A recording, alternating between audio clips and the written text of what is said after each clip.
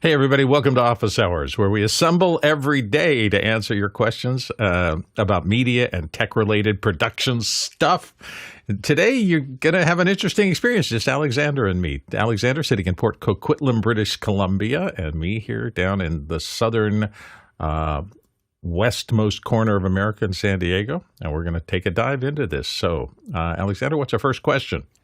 First question this morning comes from Mike Edwards in Brooklyn, New York. Good morning, everyone. Panel, what do you think about the Hollyland vCore? Is Hollyland getting closer to Teradek or DJI or transmission levels? Hey, he's got a link there to YouTube, I imagine, with a story about the vCore. We've been seeing a little bit of that on the webs lately. Alexander, have you taken a look at this, and what do you think?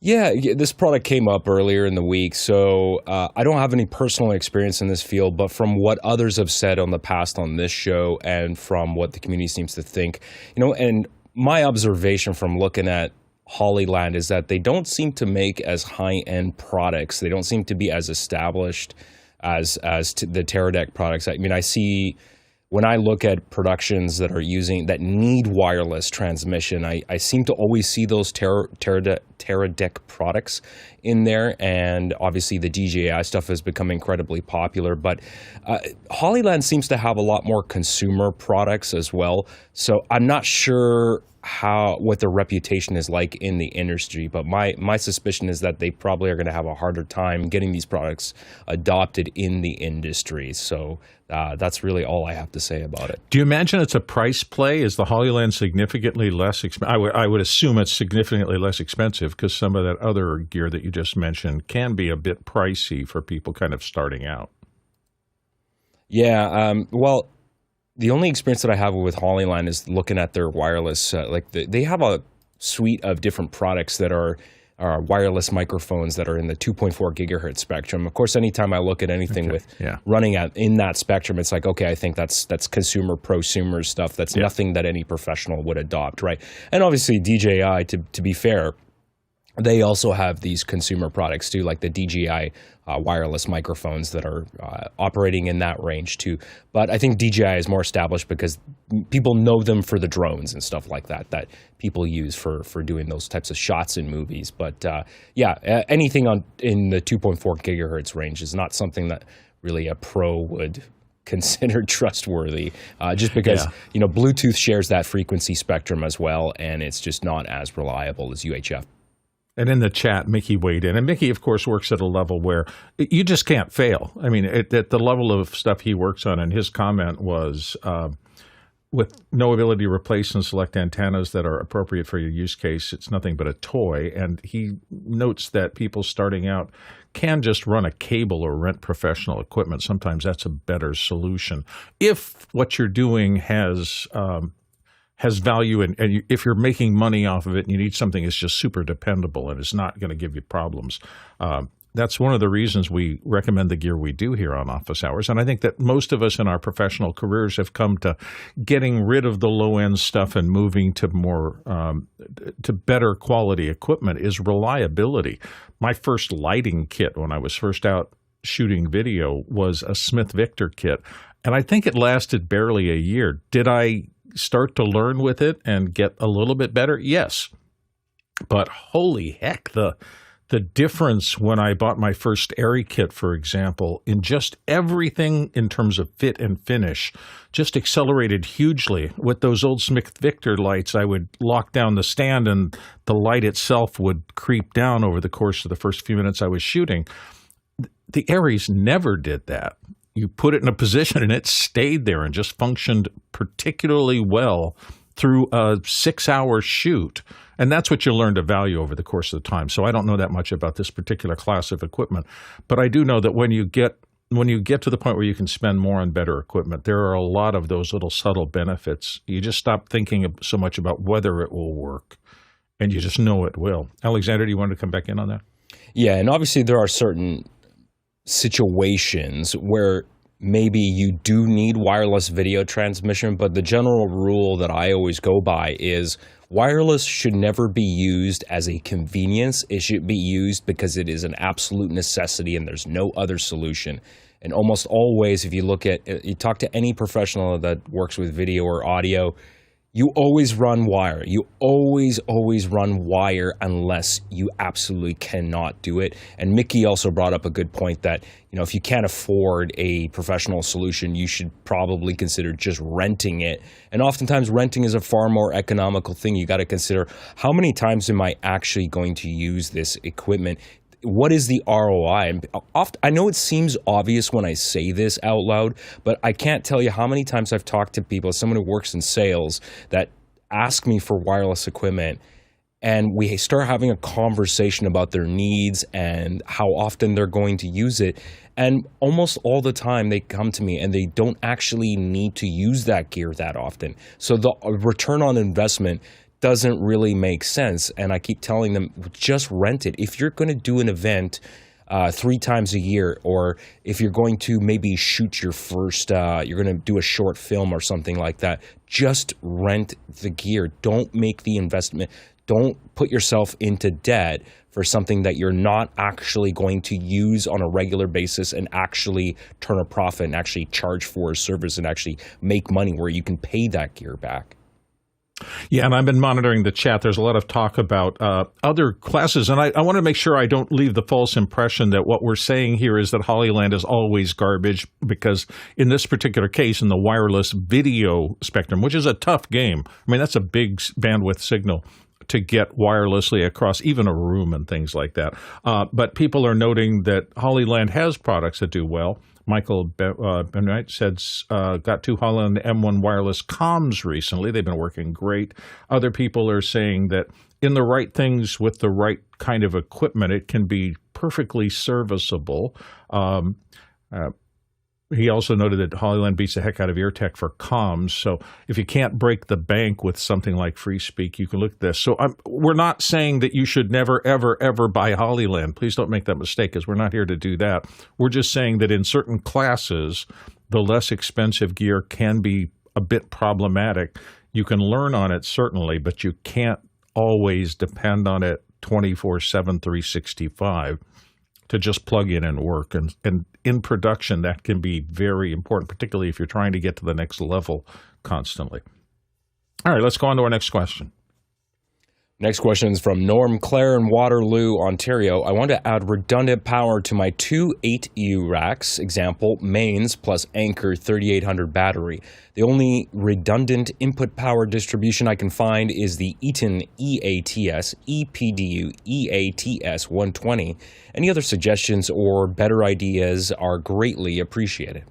Yeah, this is interesting, because I was thinking about this redundant power versus field power. I pulled up this unit. This is a pretty big one, the one that he mentioned. I didn't know that Anker made those kind of things. Now, this is just from the graphic. It's in front of a home, so it looks like this kind of power supply unit is built for kind of home backup to make sure that your home studio stays online.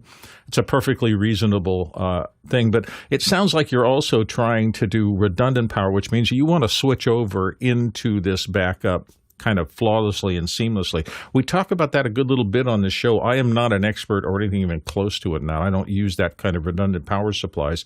And so you may want to slip this question back in again with one of our more technical panels. This might be a good one for the Friday group, which tends to be a little more server centric and back-end infrastructure centric, and they may have a lot more experience in these backup power systems than I do. And also, I know Alex does a lot of this kind of work, so when Alex is back on the show coming up in a day or two, take a look at that. Maybe you can get an even better answer for you. Next question. Zach Stelsmith in Chautauqua, New York asks, looks like AWS, that's Amazon Web Services, had a major outage that is now being resolved. Was office hours or office hours members affected by this? Yeah, I think everybody who woke up this morning and took a look at that was. We have that in the next question, which actually is about the same. You want to just read that one? We'll get them both. Yeah, and the next one is also related to the Amazon outage as well, and that one is from Craig Kadoki in Toronto, Canada. Understanding that it's still early, does the AWS issue today change your approach to using it in future productions? Yeah, and he's got a link there to Down Detector, which it's kind of the first port of call when you wake up and you're going network errors, what's going on. Down Detector at least maps what parts of the internet are functioning correctly and which parts are having trouble. And this morning, I guess from what I saw briefly when I woke up, there was a center, an Amazon center on the East Coast, Northeast, one of the primary ones that had issues for quite a bit of time. And in internet connectivity time, quite a bit of time is a couple of hours, it seems endless for people. And a lot of services were disrupted. Alexander, what did you read about the one this morning? Well, actually, I didn't know that it happened until this morning. So I'm looking at that Down Detector, and it looks like, based on the timestamps, it happened early in the morning. Hopefully, I'm understanding that correctly. Is it a deterrent that not for me? I mean, Amazon's well established. They know how to do cloud computing.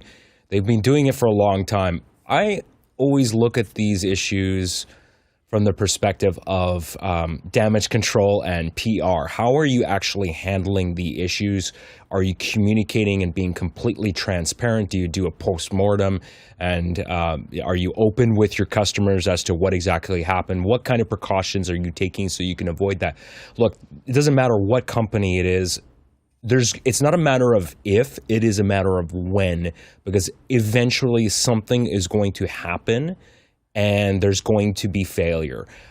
So yeah, if this is going to greatly disturb you and you're going to look for a better solution than Amazon, I'm not sure, other than maybe Azure Web Services, where you could go, or possibly, I mean, does anybody even use Google Cloud Computing? For me, Amazon's the juggernaut, right? And that's where most people have put their products, and also Azure is also fairly competitive as well. So I don't think this is really going to deter people. I think, look, they had an outage, they dealt with it, and let's move on.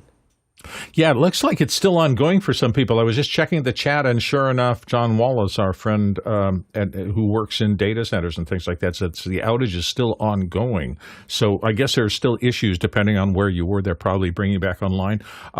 Mickey noted that it only affects US East 1. That's the one data center. If the outage is a showstopper, then the AWS infrastructure was not built adequately with sufficient diversity. But Ryan Thomason came back and said, well, as long as you build your AWS infrastructure, that's yours personally, with east-west diversity, so that you have access into not only an East Coast switch or main hub, but can fall over to the West Coast, then that gives you a certain level of protection that you wouldn't otherwise have. So that seems like a strategy. If you need to be up 24/7, you don't want to be tied into just a single data tap. Alexander? Yeah, and it looks like because some of these issues are still ongoing, and I don't really want to comment because I don't really know exactly what's happened. It's probably still too early to tell, because we don't, at this point, I mean, we don't really know, and maybe someone can correct me if I'm wrong. Do we know if it was someone releasing a patch and that patch went wrong, or was it an exterior force that was hammering on their servers and somehow found an exploit and was attacking it? Until we actually know what caused it, I would say let's just try to stay cool until we actually get some answers from Amazon. Yeah, it's John interesting. Wallace is saying it's a DNS issue.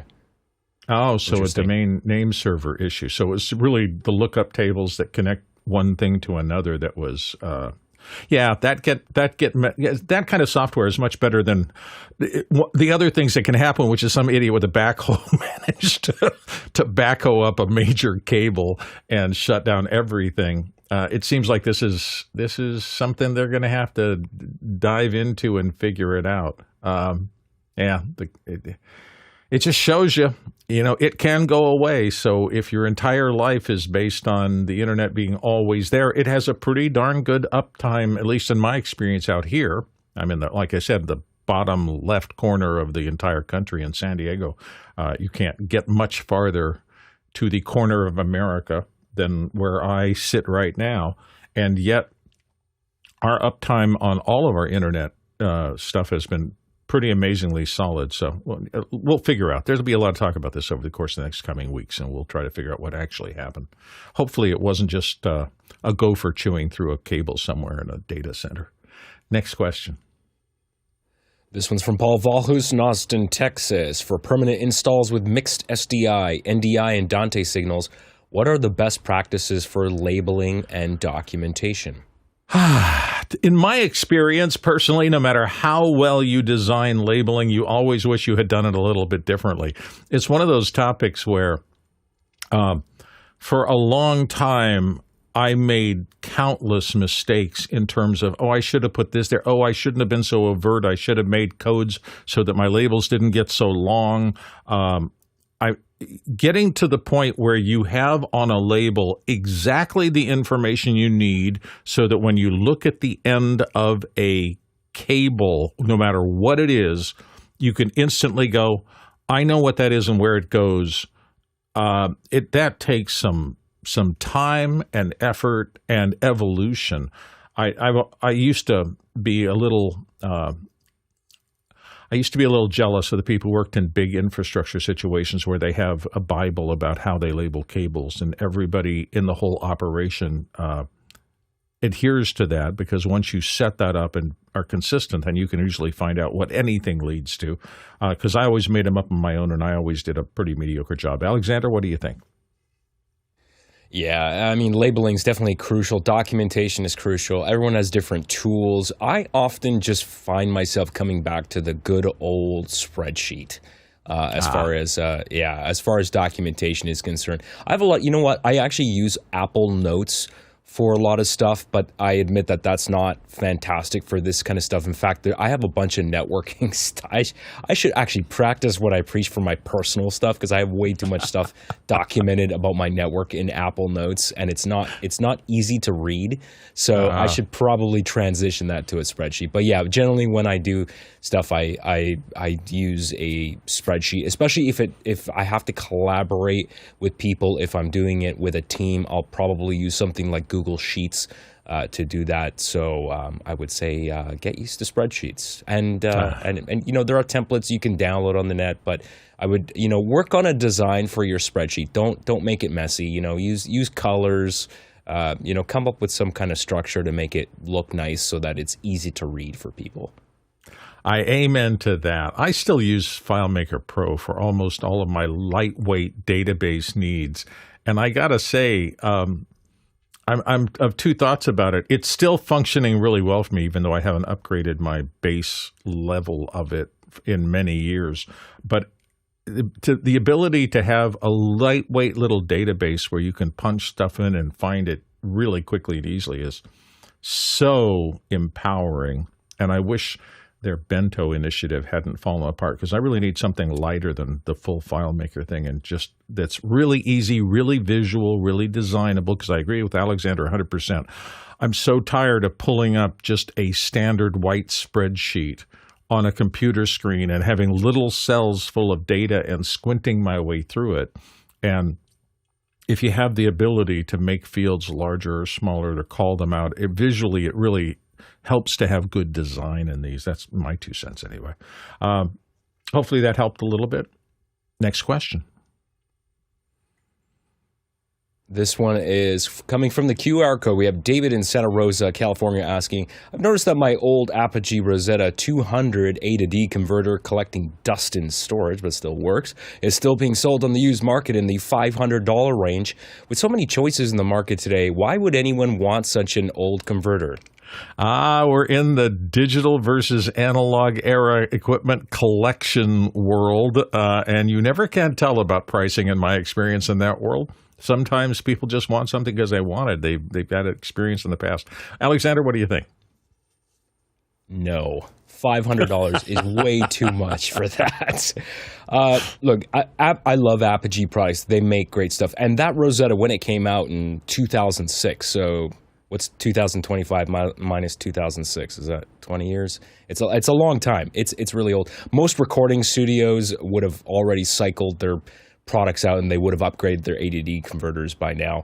I would not invest in an ADD converter of that age. This technology evolves at such a rapid pace. In fact, even in the under sub $1,000 market for audio interfaces, if you look at some of these $300 interfaces now from companies like SSL and Audient and Mode 2, they all have very, very good converters with high dynamic range, 120, 125, 130 dB dynamic range.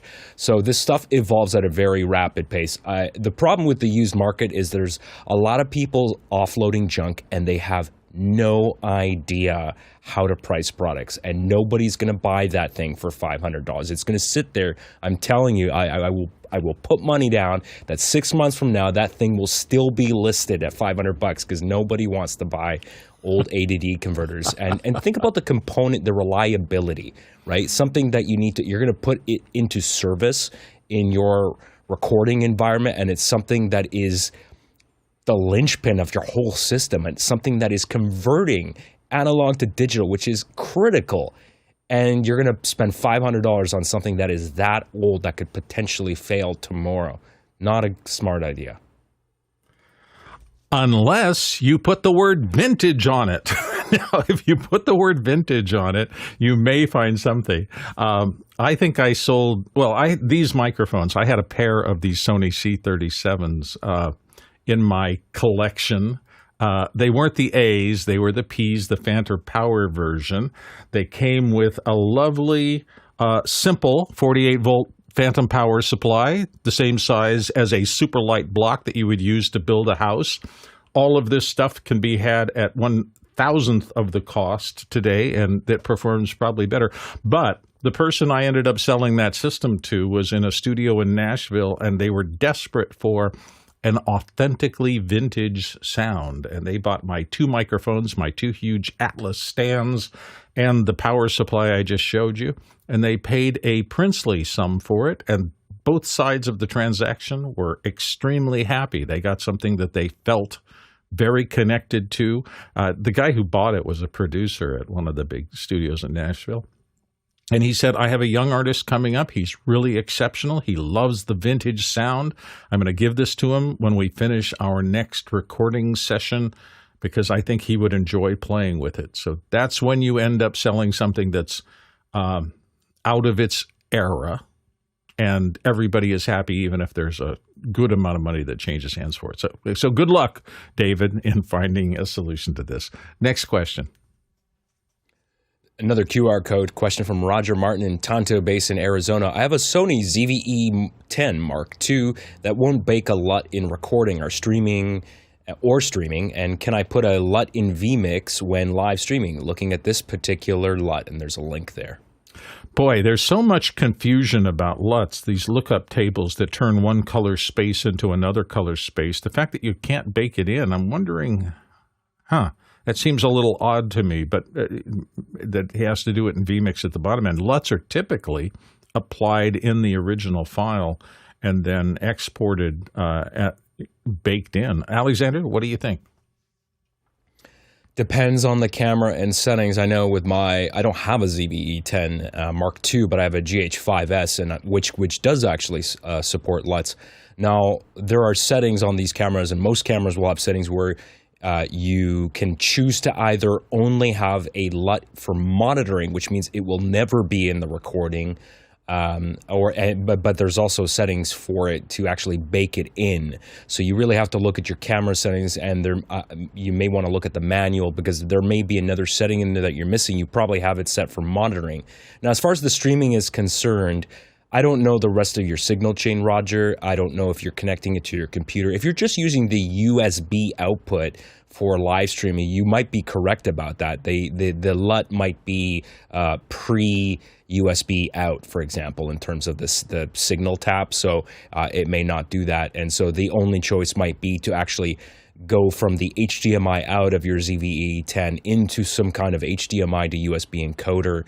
And then that way you would actually get that LUT into the system, into the PC that has VMiX. But of course, you can also do color correction and other sort of options. I don't, in a lot of software tools, and VMiX, it sounds like, has an ability. If VMiX can load LUTs, then you should probably play around with that and see how that looks.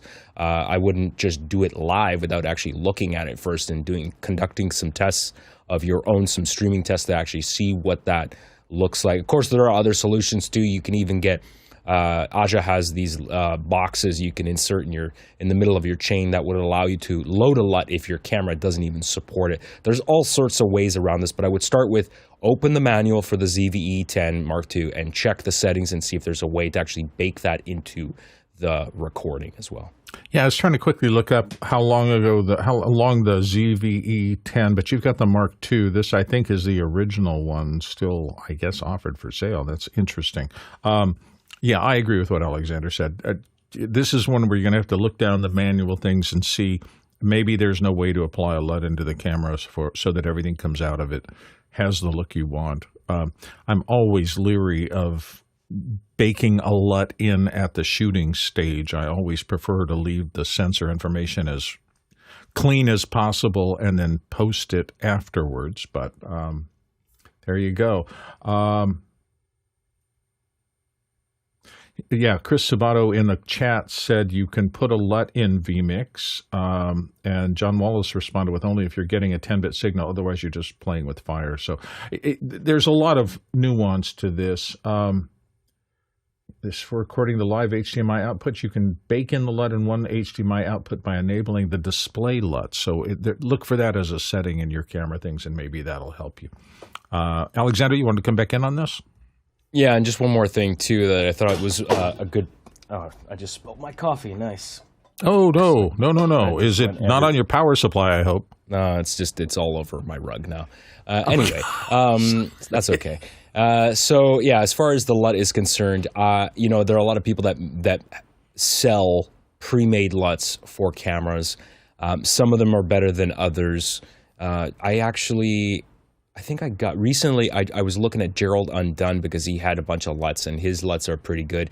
But I agree with Mickey that if you don't know how to make LUTs, you should really spend the time to learn how to do them. And it's a bit painful at first. Now, I'm still learning this as well. I've made several attempts at doing this and I failed multiple times and I'm still trying to learn it. But I think in the end, it's very empowering once you actually know how to do them, and then you can really create a custom one that is designed specifically for your production, something that you specifically like that is entirely unique that nobody else would have. So I think it's worth the time in actually learning how to make them. And there's lots of tutorials online. And of course, we have a great community here and a great Discord community. So if you're not part of that, you should probably join because there's lots of people that can probably help you out with that. And somebody put in a question about coffee cups that do not spill. I think that's very important for as an adjunct to the production arts. I feel so bad for you, Alexander. I've been there, and you go, "Oh, my delicious coffee! It's gone." Now not only do you have a wet rug, but you've got no coffee. I've got no coffee. This is a double piece of damage for you. Well, let's soldier on. Next question. Next question is from Paul Vahus in Austin, Texas. Beyond a basic UPS, what are your go-to strategies for robust power conditioning on location shoots? And how do you handle unstable generator power and long cable runs to protect sensitive digital gear like switchers and recorders? I never worked on really, really big productions and had to handle power distribution like that. Almost everything I went on, even, 3, 4, 5 cameras and the crew around them, everybody seemed to be on either shore power in reliable areas or had the big Anton Bauer or Sony V-mount kind of batteries that last a significant amount of time, often in longer shoots in those double packs where you could take out one battery as it got old and slip in another one while the cameras continued to run. So that used to be the old way to do it. I don't think I've ever seen a UPC on site. I'm certainly not saying that doesn't happen. I'm absolutely sure that the people who are careful protect their power at all costs. And whatever you need to do that is reasonable. But Alexander Knight, what do you think? Paul, you need to define what you mean by basic UPS. So you need to be careful. I mean, a lot of people use UPSs in production, and certainly, I use them even here in my my home studio. But you want to make sure that you're not just buying low-grade UPSs. Stick to well-known brands like APC, and obviously there are higher-end brands out there as well. Even Furman actually has some really high-end UPCs, both 15 amp and 20 amp UPCs that have really good voltage regulation and power filtering that generates a pure sine wave. That's the key. Pure sine wave. Avoid anything that says simulated sine wave, because that will not be good for any sensitive equipment. A lot of electronics, especially audio gear, you do not want to put anything like that on a UPS that has a simulated sine wave as well. So be careful about the UPSs. Buy high-end UPSs and power conditioners from reputable brands like Furman. Also, Radial has some really nice power conditioners. Middle Atlantic is another company, and there's some other higher-end ones. I think we mentioned Eaton as another company that makes high-end stuff as well. So you should really look at that and don't buy a $200 UPS. Things have changed a lot in the time that I've been out in production. Equipment does not take the amount of power it used to. When I was early in my career, we really needed a lot of heavy gauge stingers, and we were running off shore power, and we were shooting in stores and things like that constantly. Most of the cameras, most of the switchers, most of everything now sip power as opposed to gulp it like they did in the old days, with the exception of lighting. Although even the LEDs sip power at an amazingly low consumption rate compared to the old tungsten lighting fixtures that everybody used to use consistently.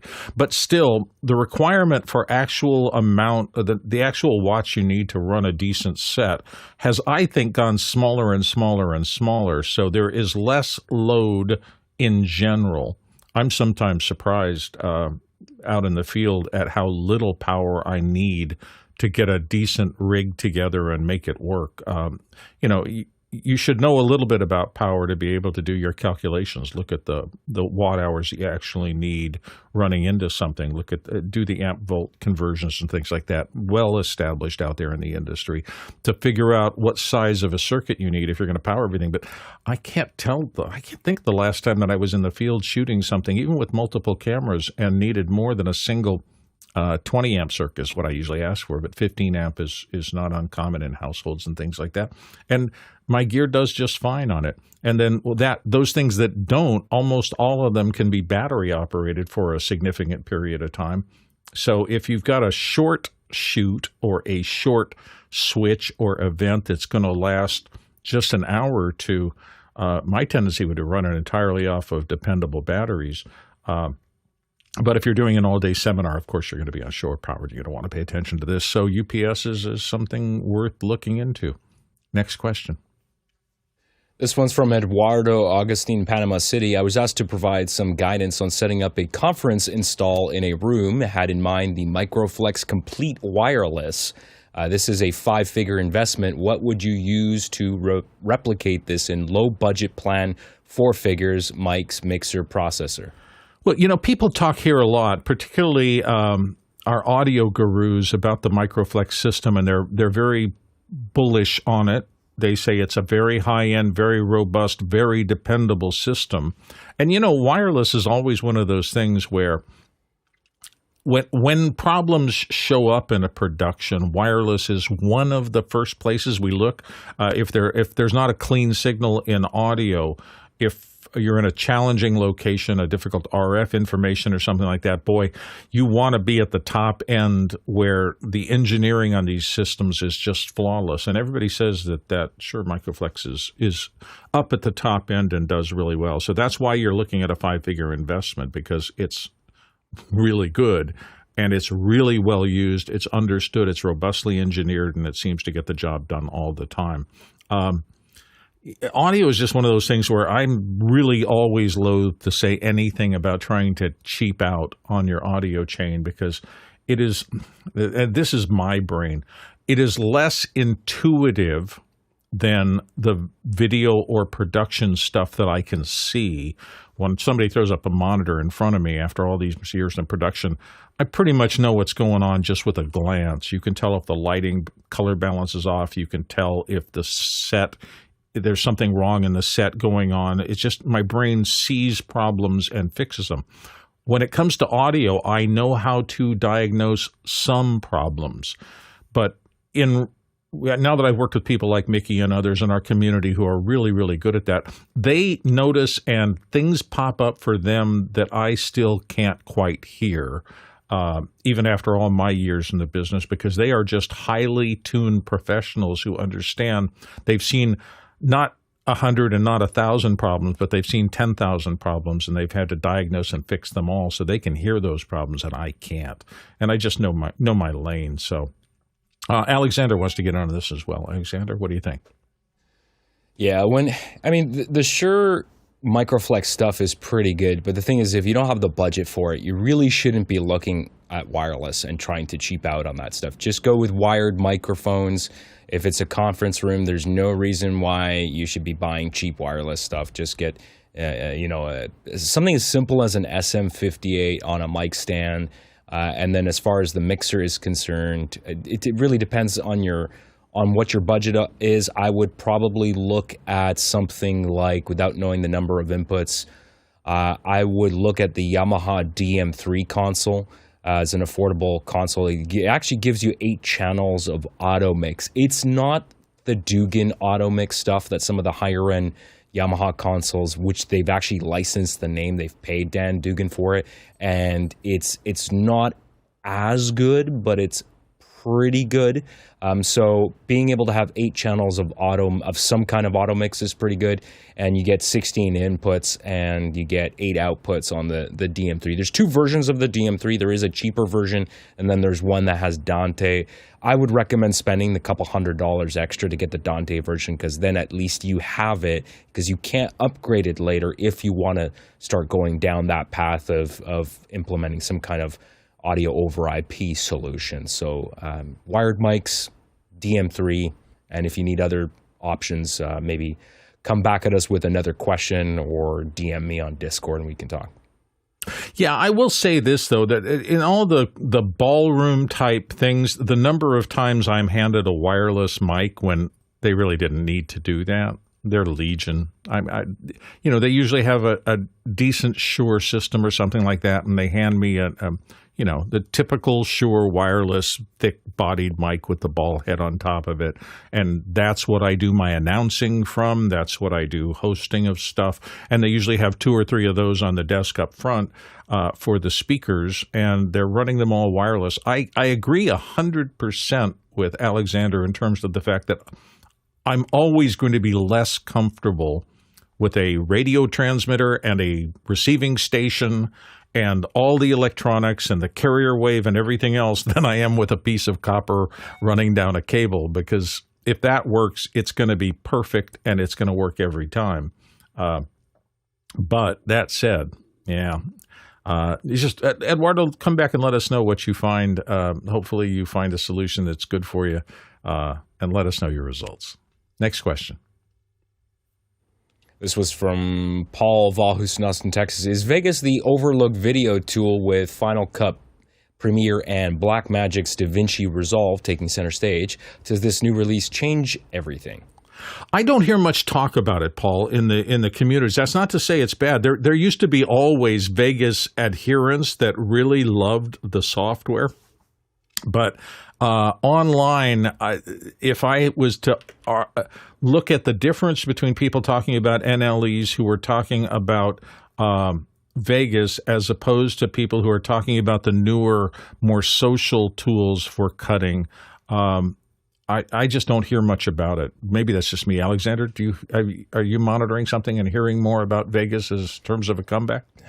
Does it change everything, is what Paul said? No, this changes absolutely nothing. Vegas, I know of Vegas. It's been around for, decades. But and this looks like a really interesting release here.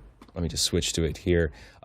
It's funny because I look at the screenshots of the interface and I go, boy, this kind of looks like DaVinci Resolve with the way it looks, right? So if you go to I had a brief look at this. They've put some AI features, of course, because everybody needs AI. And Vegas Core, I like Vegas Core engine, and it says chew through video files like candy. Most people are not using Vegas. They're using DaVinci Resolve Final Cut. They're using other solutions that are more well-established in the industry, and I just think I don't think this is really going to change. There's probably a niche market for that type of product. People maybe that have been using it for a long time that are, they have everything is muscle memory in terms of the keyboard shortcuts. They don't want to change. That's fine. They can continue using it, but it's hard to deny the powerhouse of Blackmagic's DaVinci Resolve. Yeah, and I think it looks like all the others because the task that was set up back in the 1960s and 70s, which used to be referred to as A/B roll editing, it was a preview bus and a program bus, and they managed to switch in things to your program monitor or your preview monitor. I mean, that whole workflow has been established as the way to do video editing for such a long time that even tools like Final Cut, which was a radical departure when it first came out, adhered enough to that so that you weren't asking people to edit in a way that they weren't accustomed to. It's trying to not annoy the professionals who have a way they want to do things, and you're never going to accomplish that, and yet innovate. So I want to make it different, but not so different that people don't get it. I think a little of that happened with Final Cut back in the early days. It was such a departure that people didn't understand it for a long time. And it was really younger editors that eventually ended up, I think, saving it, particularly the young people who came in that next generation who wanted to do more social media and wanted to work fast and didn't want necessarily all the old movie editing tools that had grown up, the television and movie editing tools that had grown up in the older softwares. And that's made it what it is. So I don't know. Good luck with figuring it out. They're all. If you can cut a program on one tool, you can probably cut it on all the other tools. Particularly, and you'll be happiest on the one you have the most experience with. That's kind of how I've always felt about it. Next question. This one's from Michael Boitnott in Richmond, Virginia. I find myself taking on more and more things for events. I find it difficult to delegate things when setting up an event. How do you let go of that control with your team members? It's a big question. It'd be fun to talk about. Alexander, what do you think? I'll let you go first. Yeah, I have personal experience with this. I've definitely struggled in this area, and I can't speak for you, Michael, but I can say for me, I think part of it is if you're a bit of a control freak and you like controlling stuff and you like doing that stuff yourself, it is hard to let go. But also building a really strong team. I think if you have the right people on your team and if you implicitly trust them and you know that they are skilled and they're going to do a good job, that to me, in my experience, has helped. Because I know I can actually trust them. Now, if you have a bunch of people that are on your team that are not really great at their job, then I can understand how you're gonna feel compelled to do a lot of that stuff yourself because maybe they might miss small but very important details. So I can't speak for your team, but hiring the right people is critical. Because, then that way they can really help you and you can delegate and not be so stressed out about trying to do everything yourself. Yeah, I agree with all of that. I tell you, it's interesting. In the design phase of things, I tend to work by myself and try to figure out how to put together systems and programs and things like that. And just last night, we were tracking one of the stories in the audio book that we're working on right now. And there were 4 of us in the session. 2 of the actors had been doing this kind of work for a long time. And by this kind of work, I mean collaborative acting on stage and things like that with other people. One of our team members there was somebody who had a serious part in this. I thought she was really, really excellent for the part, but she's mostly worked as a single audiobook narrator by herself and not working with people.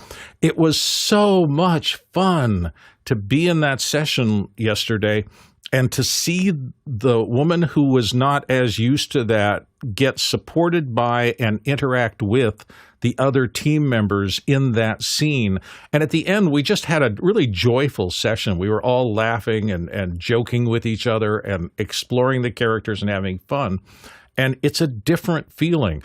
That feeling of a really good team coming together on a project, it really does generates pride and joy and camaraderie. The team knows they're working well together, and they want to come back and get in that situation again and again and again because they've gotten something out of that community effort that is different than me sitting down and doing the work by myself. I get tremendous satisfaction out of both, but I am learning the joys of that kind of teamwork through this process, and I don't think I want to give it up now that I've learned to do it, because it can be a lot of fun to be on a high-performing team that's getting the work done you want to get done, and you're sharing that with everybody. So the me or we is a choice that everybody has to make.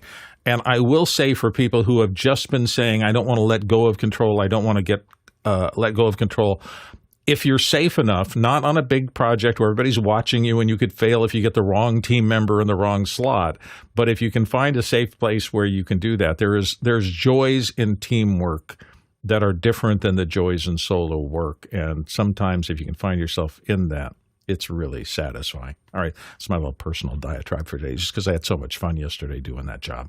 Next question. This one's from Stefan Fischer in Wurzburg, Germany. Why is it that video switchers have a preview at all instead of a list of buttons that lead direct to various sources? What is the historic reason for this concept? Well, preview was literally to do what preview is supposed to do, so that the tech director or the director or whomever's in charge of deciding what goes out to air next can see what's coming up, know that it's right before it goes out to the audience. So even in the NLEs that I work on, it's really interesting. I use preview program as the metaphor because that's where I started with physical switchers. But eventually I turned off the preview because I started understanding two things. Number one, I wasn't live. I was building a show afterwards in editing. So the preview wasn't that important. I could get it set up and then roll it in. And if there was something wrong, I could go back and re-roll it in and fix it. That is not the case in live. So for a control room trying to send something out to an audience in a live session, I think preview of some form is critical. But that's really what it was for. It's so that in TV particularly, I think it was most important, you knew what was, when you hit the take button, when you threw the T-bar and sent that dissolve out there, you knew exactly what the audience was going to see in advance of them seeing it. That, to me, is the traditional role of a preview bus in a switcher. Next question. This one comes from James Fossley in Minneapolis, Minnesota. I have Unifi Network. I'm wondering about using AI to help look how I have things set up, but think it's dangerous to have this information sent to the AI. Yeah, there's a lot of talk about. I'm a little sensitive to this too. I'm always worried in the creative work that I do when I'm writing or I'm trying to build a program or something like that. Do I want to take my ideas, comp them up, and toss them out into the great yearning maw of the internet while I'm still working on them and they're unfinished? I'm a little hesitant to do that. So I'm not using a lot of AI tools that I probably could use, simply because I don't want to expose the fundamental creative property of what I'm working on to the world. And once you let it out of your shop, boy, it's everywhere potentially. I don't know. Let's see what the chat says. Why do you require AI for this? Laughing out loud. Yeah, I can see that. One can take account. Oh, that's talking about the switcher thing from before. Yeah, I don't know. It's just going to be one of those things. I'm cautious. Others are not. They love these new tools and they're happy to take their ideas and toss them out into the great AI to improve them. And they're not worried about anyone being exposed to their ideas and maybe grabbing them and running with them and getting out there before they do. It's a challenge of our times, James, and it's a good question. So thanks for bringing it up. Bring it up again, a different group, and let's see what everybody else says. Next question. This one's from Paul Fall, who's in Austin, Texas. What makes a successful film festival? Give examples of the more effective film festivals you've attended, know about, or participated in. Yeah, this is interesting because you're talking about, I know you're in Austin in the Texas area, and I'm sure that South by Southwest, that huge juggernaut of an amazing film festival and really media festival. It's not just films anymore. There's so many areas about South by Southwest. The first word that came to my mind was buzz. You want to get the world thinking this is a cool place to hang out. If you don't have that, and there are a lot of film festivals in a lot of small towns or smaller urban areas, basically because people like the idea of being able to go in, look at a film, break it down, talk about it, have panels, maybe meet the director, the crew that worked on it, and learn something from them. That whole idea of behind the scenes and becoming an insider and knowing more than everybody else a little bit about how that particular film was made, that's very attractive to people. I enjoy doing that too. So I think that's part of why these festivals sprang up. They're just a gathering place for like-minded people to be able to discuss something they're passionate about. That said, in the past 15, 20 years, most of those big communities have migrated onto the web. And now if you really want to talk about, you can have these same kind of discussions now with a global audience by hitting a social media website or some other group dynamic that talks about the same thing. So you're not doing it necessarily IRL in real life. You're doing it virtually. And I think we're going to continue to have both. I would expect that since we've talked so much about things like the conventions, the NABs, the IBCs, and things like that, there's a lot of pressure where the cost and the time of traveling, hotel rooms, sleeping in a bed that's not yours, that used to be balanced greatly by the fact that you couldn't get access to people the same way you can now on the web. But the first couple of times that I ran into somebody who I would have liked to have met at a live event, but they just dropped into a chat I was having on the web, and I was able to engage with them directly. Took a lot of the specialness out of the fact that I got to meet somebody at a trade show or something like that, and then hopefully come back without getting the trade show crud afterwards. Those are my thinking about it. Hopefully they'll keep going because I love these kind of festivals. I love the seminars and things like that, but they're expensive and they're difficult in your schedule. Next question. From James Fosseline in Minneapolis, Minnesota. It seems that we have talked about networking-related AV. Is there a good day to discuss this? Is that an area or home media serving we consider part of office hours? Alexander, what do you think? Generally, you can post your questions on any day. The thing is that there's different panelists every single day with different levels of experience, and for some reason, if there's nobody here that can answer a specific question, we'll typically kick that question back to you, and that will show up in your notes in Makana, and then you can just post it on another day and see if you have somebody that has experience. There are various people in this community that have experience with networking, with and including I will say with Dante and stuff like that because that's networking related. So you can try and ask those on Wednesdays. We have that's typically our audio day, and there are a lot of people that are on that panel that have Dante experience. I'm slowly starting to get some Dante experience, but Mickey's a much better resource than I am. And then Fridays, sometimes we have people that know a little bit more about IT related stuff.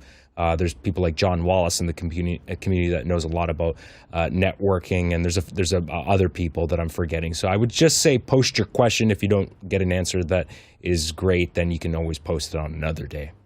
Yeah, I was going to say the same thing. I think there's a lot of networking wisdom on both Wednesday and Friday. Wednesday is audio kind of centric, but that does, the audio distribution on the web is a huge industry, and there's lots of stuff going up there. So yeah, next question. This one's from Stefan Fischer in Würzburg, Germany. Someone recently posted a terminal code to get rid of the little orange dot on Apple screens. Has someone tried this? Yeah, this has been around for at least, 6-8 months ago we were talking about it. I think when that first UI change came and the little orange dot popped up to indicate that record was in progress, somebody had a terminal hack for it pretty quickly. I don't really notice it anymore, and I don't really know whether that's because I managed to install it for everything and it's still operating in the background, or whether Apple took that to heart and gave people the control to terminate it. I don't really know, but I know that we don't get the question as much anymore, Stefan. But I would definitely go into Google and Google orange dot Apple orange dot elimination or something like that, and I'm sure it'll send you to that original snippet of code. It wasn't particularly hard to execute, and there may even be a simpler way to turn it off now. Let us know. Next question. Paul Valhus in Austin, Texas asks, is HeyEddie.ai really a ChatGPT for video editing, and does it live up to the promise by speeding up the rough cut process for interview-driven content, especially for multi-camera shoots? Okay, I'm going to get on a soapbox here. This is me as a longtime video editor, but this isn't the definitive word. This is how I feel about it. To me, the most important part of any video creation for me is pre-production. It is going through the footage and looking at it. I don't want AI telling me what's the good stuff out of here, because it's going to see the obvious good stuff. And for me, what has always seemed to me to make me happiest about my edits is not that I got the obvious stuff correct. It's that I found things that were not obvious that I could use in my programs and make them look different. There's so many people editing now. There's so much edit knowledge out there. There's so many tools, and they are so broadly used that you get to the point where you think that in any high school auditorium, if you ask for a show of hands that people edit video, 50% of the 15-year-olds would raise their hands, maybe 80% of them, which means that there's constant floods of people who understand editing coming into the market. If I'm going to compete with them, I don't need to know just the basics. I need to have something special. I need to develop a style. I need to get techniques that are not so obvious and make my work look different than everybody else's. And so for me, that was always really diving into the footage when it comes in out of the field and finding the little moments. And I'll just explain one little circumstance early in my career where that happened. I've been shooting in a PetSmart. I had them for a client for a long time, and it was really one of my early shoots. And I had made a mistake. I'd left my camera running. It was a pretty big camera, and I had left it running while we changed locations. And so I saw, oh my God, you idiot, you left the camera running. And then in the middle, I just glanced up and I saw the logo. And then, wait a second, what happened there? And I backed up. And I looked at that, and my camera literally had fire hose swung to the point, but stopped for just a minute on the logo, a little bit askew, and then continued on. And I went, what would happen if I just cut that little piece out? And so slowed it down so I had kind of a blurry fade into the logo resolves, and then we swing out of it. It was a lovely shot that way. Would AI have ever figured out? Maybe it would have. Maybe it would have determined the fact that when the logo stopped for a second, it was a shot. But back at those days, before AI was there, nobody other than an actual assistant or an editor who is scanning the footage to try to find gems would have seen that. And that made my video that I made for that company a little bit better. I used it at the beginning and I used it at the end, and it was a lovely shot. Accident. Happy accident. And that's, for me, one of the things I look for when I'm editing and things like that. I want to dive into understanding my footage, and anything that tries to automate that process, I look at a little bit askance. That's a side-eye thing for me. You really? You want to algorithmic eyes? Is that even a word? You're editing? Thank you. No, thank you. That's just me. All right, we've got to the end of the show. Thank you all for being here. We really appreciate you diving in and doing this. To the three constituents that make this show possible every day, to our amazing amazing viewers, our producers who ask the questions that drive our show and vote those questions up and down. Thank you so much. For the panelists who show up every single day, and we have a huge legion of panelists. There were just 2 of us today, but we've been doing this for 5 years, for 2,000 shows, and the amount of brain power that shows up here every single day on a typical day is just stunning. So thank you to today, Alexander, for being a panelist here at Office Hours. But for everybody else, oh, wait, we can't forget the biggest constituency of all, the back-end crew, those amazing technologists, engineers, just general purpose people who love what we do here and put in hours and hours and hours because we're all learning and we want to get better and better and better at what we do. So thank you to everybody, and particularly to those technicians on the back end that make this all possible. The clock traversal today, 33,000 miles. That is 53,000 kilometers, 262 million bananas for scale. We'll be back tomorrow. See you then.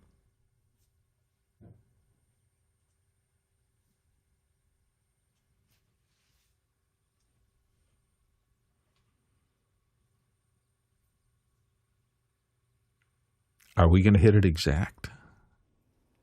No, I should have stopped a little bit earlier. Just now we're on about. the last slide. That's pretty good. I know. 5, 6, 7, 8, 9, 10. No, it looks like I should have stopped earlier. I haven't done that in such a long time, tried to hit an out cue. There we go. 20 seconds. I was 20 seconds long.